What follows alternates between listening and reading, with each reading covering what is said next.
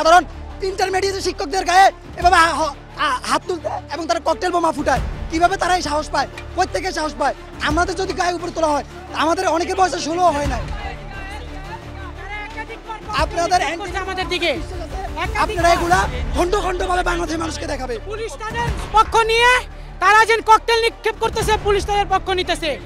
এখানে পুলিশ এতক্ষণ চলো শিক্ষার্থীদের হাতে কোনো অস্ত্র ছিল না, তারা ফার্স্টে অস্ত্র নিয়ে আসছে।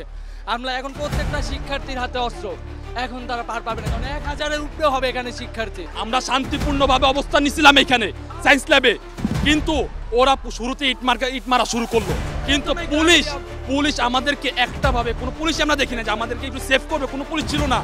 তার পরিবর্তে আমরা অ্যাটাক করার জন্য, মানে নিজেকে রক্ষা করার জন্য আমরা এটা নিছি, প্রতিহিত করার জন্য। আমরা ওদেরকে মারার জন্য কোনো উদ্দেশ্য ছিল না। আমাদের মূল উদ্দেশ্যটা কি ছিল? ওটা বিরোধী আন্দোলন। পাল্টা ধাওয়া করে আমাদের আহত করছে আমাকে। আপনি কে, আপনার পরিচয়টা একটু দিবেন? আমি সাধারণ পাবলিক, আর আমি স্বেচ্ছাসেবক লীগের ওয়ার্ড সাবেক সাংগঠনিক সম্পাদক। এখান দিয়ে আমি আমার নেতাকর্মীদের সাথে আমি এখানে ওদেরকে প্রতিহত করার জন্য আসছি। ছাত্রলীগের ভাইরা সর্বোচ্চভাবে আমাদেরকে বাধা দেওয়ার চেষ্টা করছে। আমরা এখানে ছিলাম শান্তিপূর্ণভাবে, তারা বিভিন্নভাবে ইট পাটকেল আমাদের উপরে নিক্ষেপ করেছে, আমাদেরকে বিভিন্নভাবে তারা ফাঁকা গুলি ছেড়েছে, ককটেল মেরেছে। আমি নিজেও আহত হয়েছি, এই যে আমি এখানে ব্যথা পাইছি। কোনো দায় দাবি থাকবে বা মিছিল ছোটানো থাকে, তাহলে তোমরা সুশৃঙ্খলভাবে একটা মিছিল করে চলে যাও।